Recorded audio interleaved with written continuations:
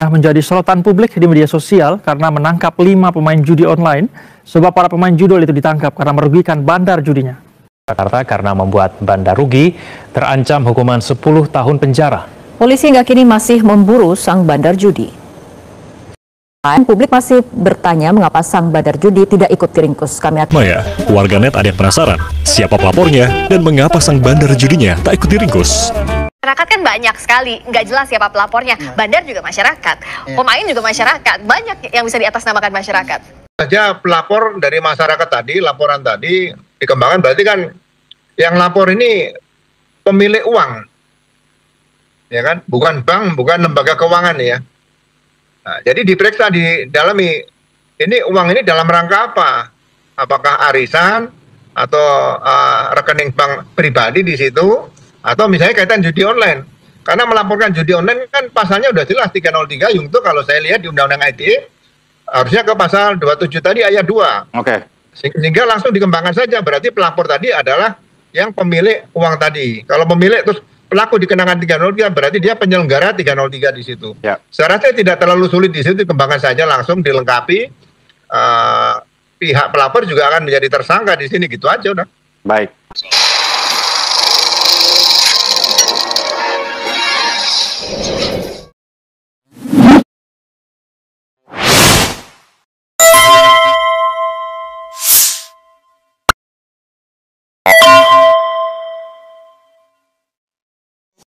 Assalamualaikum warahmatullahi wabarakatuh. Pertama, videonya penjudi ditangkap karena merugikan bandar yang sedang diburu polisi. Kemudian kan timbul pertanyaan, siapa yang melapor? Dan kemudian Ugroseno menyatakan, tidak mungkin seseorang itu yang tidak ada hubungannya dengan keuangan yang dirugikan itu, karena ini berkaitan dengan judi, uang itu adalah uang judi. Artinya kata Ugroseno, yang kata polisi bahwa yang melaporkan adalah masyarakat, masyarakatnya itu adalah bandar itu sendiri. Jadi kata polisi tadi sedang diburu polisi, berita itu mungkin kurang benar. Mungkin pelapor itu sedang ada di rumah atau ada orang yang disuruhnya untuk melaporkan. Kan itu kata Ugroseno. Dan ini sangat mudah, sangat terang. Kan begitu katanya. Coba kita pakai logika sehari-hari dulu ya. Apakah masuk akal kita merampok sebuah bank, kemudian kita dapatkan uang yang banyak? Begitu kita taruh di rumah kita, kemudian dimaling oleh orang, dan kita tahu siapa yang malingnya, apakah berani dan masuk akal kita akan melaporkan kepada polisi? Itu satu hal.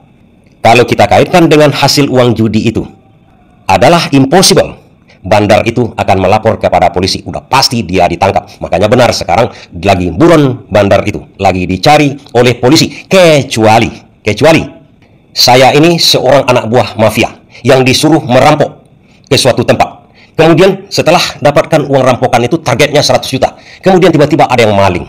Karena kawanan perampokan saya itu dikawani dengan orang lain, ya anak buah saya juga rupanya dirampok oleh anak buah kita ini sebagian. Terpaksa saya lapor kepada mafia. Karena takut saya nanti targetnya 100 juta yang dirampok itu tinggal 10 juta lagi. Mafia akan tanya, kepala mafia bertanya kepada kita, mana ini setoranmu? Setoranmu? Kok 10 juta? Seharusnya kau kesan setor 50 juta. Oh maaf Pak Mafia, ini dirampok oleh orang. Siapa yang merampok? Siapa yang merampokmu? Siapa yang maling uangmu? Itu sianu. Kepala mafia ini karena begitu raksasanya organisasinya langsung ditangkap. Langsung ditangkap itu maling uang rampokan saya, karena saya tidak bisa store ke atas, store kepada mafia. Jadi di sini saya adalah sebagai bandar sebenarnya. Bandar ini saya laporkan kepada mafia. Berarti ini bandar judi ini yang melaporkan kepada yang menangkap maling uang rampokan saya. Itu salah satu kemungkinan.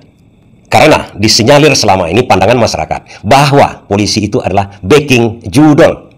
Di persepsi masyarakat ini mengkonfirmasi asumsi-asumsi selama ini bahwa kepolisian terlibat dalam membackingi bandar judi online. Meskipun polisi bilang bahwa ini berdasarkan aduan masyarakat.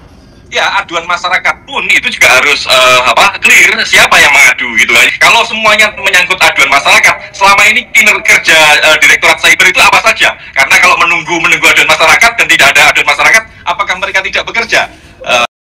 Kalau tadi kita merujuk kepada Ugroseno, artinya pelapor ini pasti bandar. Tapi kemungkinannya ada yang lain. Tapi mendengar pengamat ini menyatakan ada juga tim cyber di kepolisian, dan saya menganggap tim cyber di kepolisian ini bekerja sangat keras, sangat bagus, sangat optimum, tidak seperti yang dipertanyakan oleh pengamat tersebut. Dan kemungkinannya juga tim cyber ini yang menemukan ada yang merugikan bandar. Karena selain dari bandar, masyarakat yang lain rasanya impossible mau cari-cari perkara dengan itu, memusing-musingkan otak untuk mencari kerugian bandar. Kan lucu, bandar itu rugi, itu dilaporkan ke polisi, kan tidak masuk akal. Kemungkinan yang menemukan adalah kepolisian karena canggihnya teknologi mereka. Tapi timbul pertanyaan, kenapa kepolisian tidak menyatakan kami telah menemukan ada bandar yang dirugikan oleh para penjudi? Kalau pertanyaan ini saya lemparkan di depan publik, pasti saya dianggap orang bodoh. Kenapa orang bodoh? Anak TK pun tahu. Kalau seandainya polisi yang mengatakan, mengungkap bahwa ada bandar yang dirugikan oleh penjudi di sini. Oh, apa artinya? Berarti kepolisian tahu siapa bandarnya. Bahkan polisi tahu lagi bandar itu dirugikan. Dari sekian banyak bandar, ada yang dirugikan. Dan yang merugikan tahu lagi polisi. Ini ada 5 orang ditangkap. Kalau itu dikatakan oleh polisi, ini namanya blunder. Apakah begitu? Mungkin tidak. Tapi mungkin saja. Karena polisi pun mengatakan bahwa masyarakat yang melapor, polisi pun termasuk masyarakat. Karena berbagai laporan polisi, ada laporan jenis A, B, C, D, E, F. Semuanya ada, termasuk dalam masyarakat semuanya. Artinya polisi mengatakan secara jujur, masyarakat yang mengungkapkan hal itu, yang menunjukkan hal itu, yang melaporkan hal itu. Sayangnya kita tidak tahu kalimat pelaporan kepada polisi ini. Kalau kalimatnya, saya melaporkan bahwa saya dirugikan, berarti bandar yang melaporkan hal itu.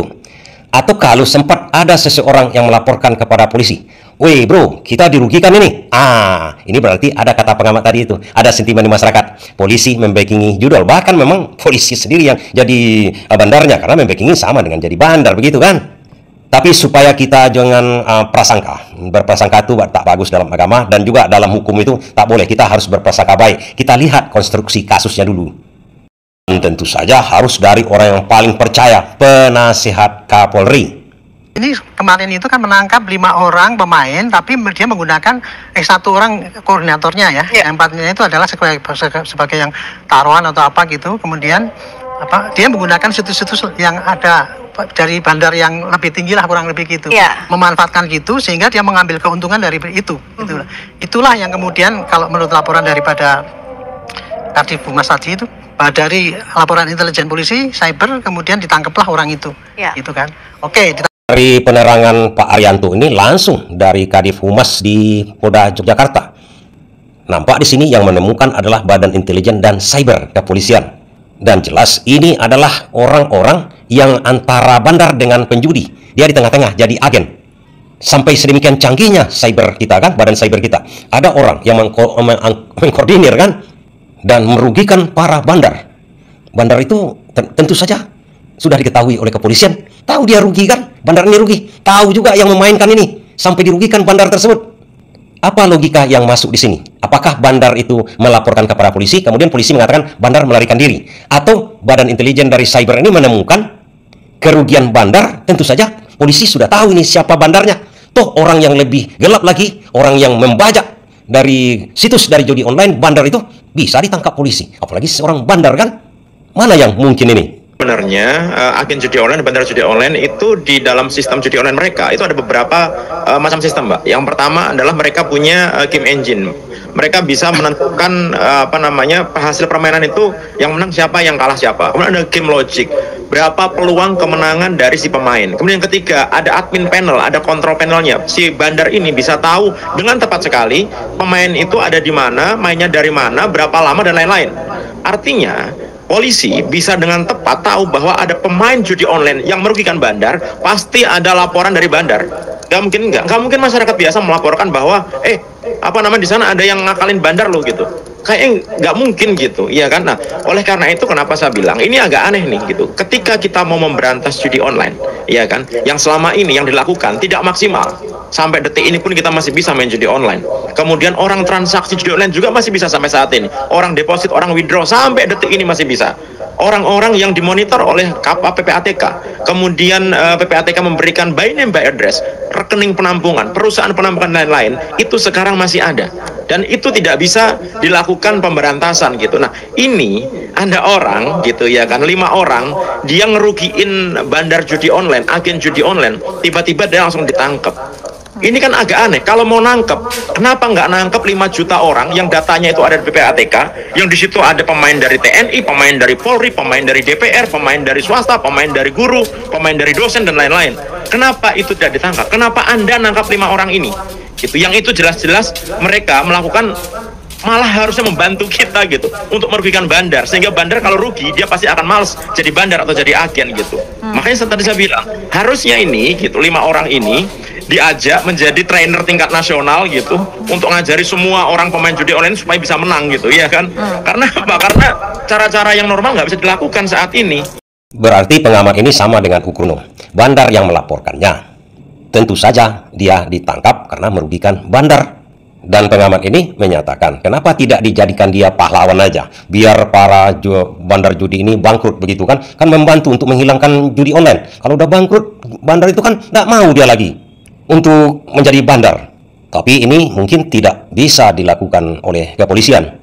Karena kata-kata laporan masyarakat itu mungkin harus dirubah. Sesuai kata Ugroseno itu, ini bukan laporan masyarakat. Ugroseno dan pengamat ini mungkin menyatakan begini, bandarlah yang menyuruh menangkap para penjudi yang merugikan bandar ini. Atau polisi yang menemukan kerugian bandar ini, kemudian menyuruh bandar melapor kepada polisi. Atau seperti saya disuruh merampok, kemudian kurang setoran saya kepada mafia, akhirnya saya bilang sama kepala mafia, itu yang merugikan saya, ambillah uangnya dari sana. Membingungkan saja. Tapi harapan kita, ini dijadikan momentum aja untuk memberantas habis. Judi online harus diberantas, penjudi harus diberantas, siapa lagi? Bandarnya harus diberantas, dan oknum-oknum di kepolisian itu yang membackingi judi harus diberantas juga. Ini tidak main-main lagi kayaknya. Dan juga kalau ada yang terseret-seret nama menteri kah, atau sampai mantan presiden, atau anak mantan presiden, pokoknya semua, termasuk masyarakat, termasuk Anda yang menonton nih, kalau sempat lah main judi online dan ditangkap, alhamdulillah. Terima kasih.